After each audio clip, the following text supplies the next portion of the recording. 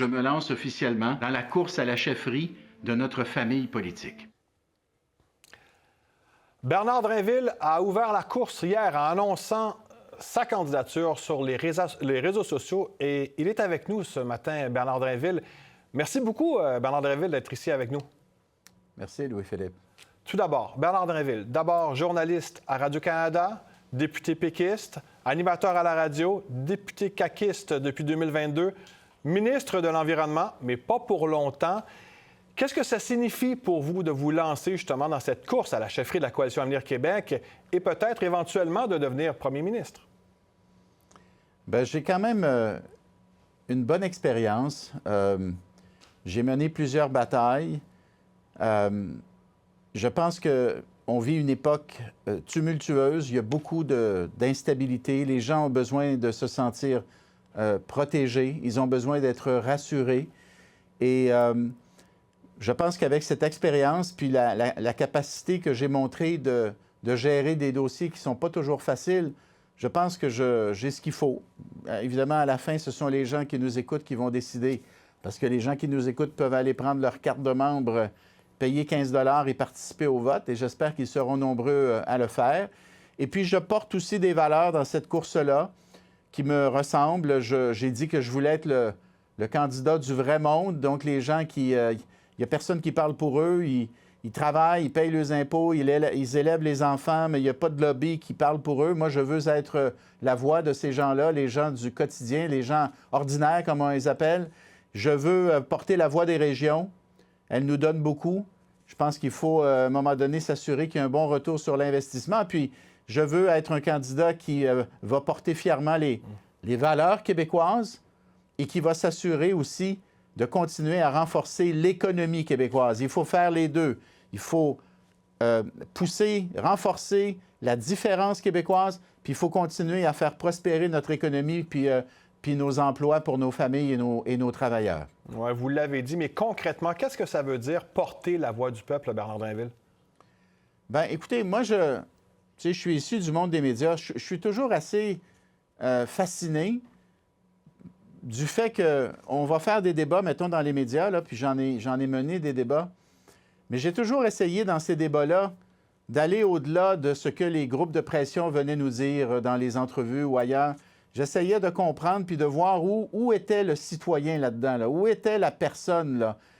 Et je pense que j'ai un bon lien avec le monde ordinaire, si je peux dire, parce que je suis né sur une ferme, ce que j'ai eu, je l'ai gagné. Il n'y a personne qui m'a fait de cadeau. J'ai travaillé pour arriver là et je pense que je peux comprendre ceux et celles qui, par moment, ont l'impression que les politiciens sont davantage à l'écoute des groupes d'intérêt et pas suffisamment à l'écoute de leur quotidien, de ce qu'ils vivent au quotidien. Et moi, je pense que je peux être cette personne-là. Votre collègue Christine Fréchette devrait annoncer sa candidature sous peu sur le coup de 10 heures. Donc, la course s'annonce donc à être à 2. Alors, qu'est-ce qui vous distingue de votre collègue Christine Fréchette? Qu'est-ce que vous avez à apporter de plus qu'elle? Oui, moi, je l'ai déjà dit dans d'autres entrevues. Je ne veux pas me définir par rapport à Christine. On laissera les gens qui vont voter déterminer quelles sont nos différences. Je respecte la candidature de Christine. D'ailleurs, j'ai offert de signer son bulletin de candidature et je le dis sincèrement parce qu'à la fin, on va devoir travailler ensemble, peu importe qui gagne cette course, parce qu'on est une famille, puis il y a différentes sensibilités dans cette famille. Donc, à la fin, il va falloir que la famille travaille ensemble.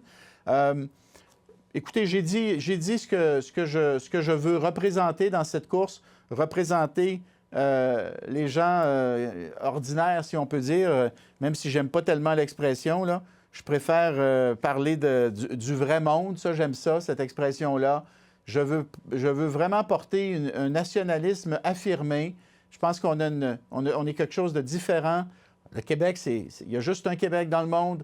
Puis moi, je veux vraiment laisser à mes enfants et à mes petits-enfants un Québec francophone, un Québec qui est fier de ses valeurs. Je me suis beaucoup battu, moi, pour nos valeurs. La laïcité, avec la Charte des valeurs, puis la laïcité dans les écoles après Bedford. Ça, je suis fier de ces batailles-là. Et puis, sur l'économie, comme je vous ai dit, c'est un travail d'équipe, l'économie. J'ai une sensibilité économique. J'ai grandi dans une famille d'entrepreneurs, si je peux dire, parce que mon père était un entrepreneur agricole. Je vis avec une entrepreneur. J'ai fait beaucoup pour le chantier, la relance du chantier des vies à Lévis. Alors, l'économie, ça va être quelque chose de très important, comme ça l'a toujours été à la CAQ. La CAQ, c'est les valeurs québécoises et l'économie. Et puis, je pense que le futur chef ou la future chef doit porter les deux. Ouais, parlons d'économie, Bernard Drainville, parce que le futur chef, oui, va être le chef de la Coalition Avenir Québec, mais il va remplacer François Legault et va devenir nécessairement premier ministre du Québec jusqu'au mois d'octobre. Alors, comment voyez-vous justement ce chef et comment devra-t-il négocier d'un côté avec Mark Carney, avec le fédéral, mais aussi avec un Donald Trump qui se fait de plus en plus vindicatif? Comment voyez ce rôle-là? Bien, justement, il faut incarner de la stabilité parce qu'il nous en faut dans ces temps incertains. Et puis, il va falloir faire preuve de leadership.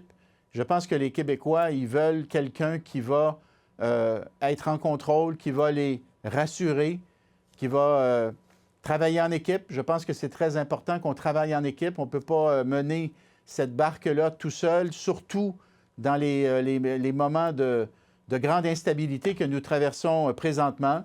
Et puis, alors, il faut travailler pour les intérêts du Québec. C'est à ça si je peux dire, c'est la mission du premier ministre, ça, de s'assurer que les intérêts, les emplois, l'économie du Québec est protégée. Mais il faut travailler aussi avec nos partenaires du reste du Canada. Moi, c'est très, très important pour moi.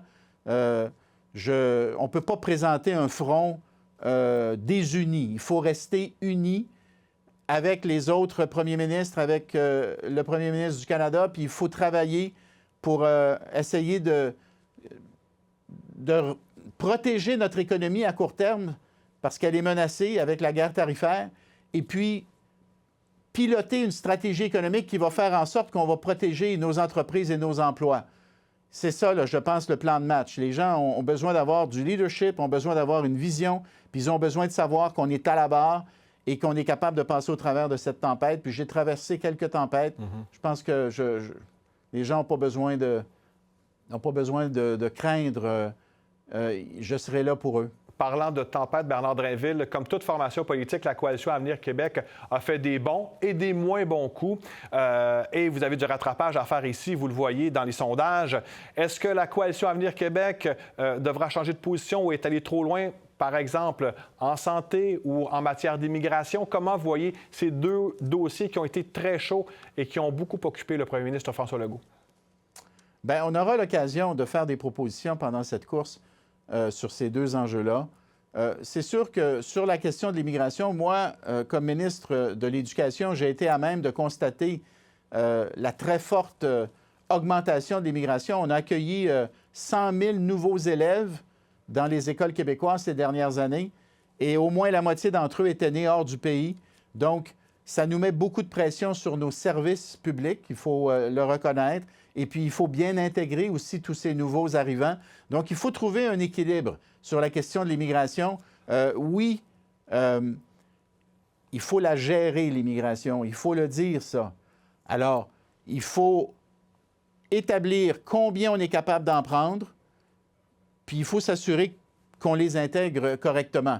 Et par ailleurs, il faut faire une distinction. Ça prend un équilibre là-dessus aussi. Il faut faire une distinction entre la région de Montréal et Laval, je dirais, et le reste du Québec. Dans les régions, l'immigration, ça reste un besoin économique. Alors, il faut trouver le bon dosage. Mais chose certaine, on ne peut plus, par exemple, comme ça s'est passé ces dernières années, prendre 50 de tous les réfugiés au Canada, là. C'est impossible, là. Je veux dire, à un moment donné, nos ressources économiques, nos ressources financières sont limitées. Fait qu'il faut gérer ça correctement. On aura des propositions à faire là-dessus, mais je pense qu'on a... M. Legault a bien fait, avec Jean-François Roberge, on a bien fait de mettre en place des programmes qui nous permettent de mieux gérer l'immigration, puis il faut évidemment la collaboration du fédéral là-dessus. Et la santé, c'est un dossier chaud parce qu'avec la population qui est vieillissante, Bernard Drainville, les moyens ne sont pas illimités là, pour investir en santé parce que oui, il y a l'inflation, mais il y a une population qui se fait vieillissante. Vous allez faire quoi avec ça? Réduire les services, réduire les budgets? L'avenir semble incertain à ce chapitre-là. Oui. Bien, comme je vous ai dit, on aura l'occasion d'en reparler, là. On ne peut pas tout déballer comme ça du premier jour, le premier jour, dis-je, mais vos questions sont tout à fait pertinentes, là. Et je poserai les mêmes questions si j'étais à votre place. Alors, sur la santé, ce qu'il faut noter d'abord, c'est qu'on a augmenté de plus de 50 % le budget. Donc, ça, c'est factuel, il faut le dire. Alors, il y a du travail qui a été fait, par exemple, pour donner un plus grand rôle aux infirmières. Ça, avec quoi je suis très, très, très favorable. Les infirmières, les pharmaciens qui doivent jouer un plus grand rôle dans la prise en charge des patients. Ma collègue Sonia Bélanger a pris le relais. Elle travaille notamment sur des projets pour renforcer les soins à domicile. Ça, je pense que ça reste aussi très important. Moi, j'étais porte-parole, vous savez peut-être, de l'opposition pendant 3 ans et demi. Porte-parole en matière de santé. Fait que j'étais, au bat, souvent sur les dossiers de santé. Voilà. Et puis déjà, à ce moment-là, on savait que les gens, ce qu'ils voulaient, c'est rester à la maison le plus longtemps possible. Puis on sait que sur le plan de l'investissement, il vaut mieux que les gens restent à la maison. Quand ils se retrouvent dans le système hospitalier, veut pas, ça entraîne des coûts beaucoup plus importants. Alors, si on est capable d'aider les gens à rester à la maison, il faut le faire. On aura des propositions à faire. Sonia travaille là-dessus pour le gouvernement. Moi, je me suis détaché du gouvernement hier, comme vous le savez, mais c'est pas parce que je suis détaché du gouvernement que je me désolidarise de ce qui va être proposé par le gouvernement, même si on aura parfois peut-être des regards différents. La course est lancée. Bernard Drinville, merci encore une fois d'avoir été avec nous ce matin. Ça m'a fait grand plaisir. Je vous salue, puis je salue les gens qui nous écoutaient, puis je les invite à nouveau. C'est eux qui vont décider. Vous pouvez aller sur le site de la CAQ, vous prenez, ça coûte 15 $, puis vous aurez un droit de vote sur le prochain chef, la prochaine, et par le fait même, vous déciderez de l'identité du prochain premier ministre du Québec. C'est quand même assez rare que ça nous arrive. Merci Bernard Drinville. Au revoir. Pour voir nos émissions en entier, rendez-vous sur la chaîne Ici RDI.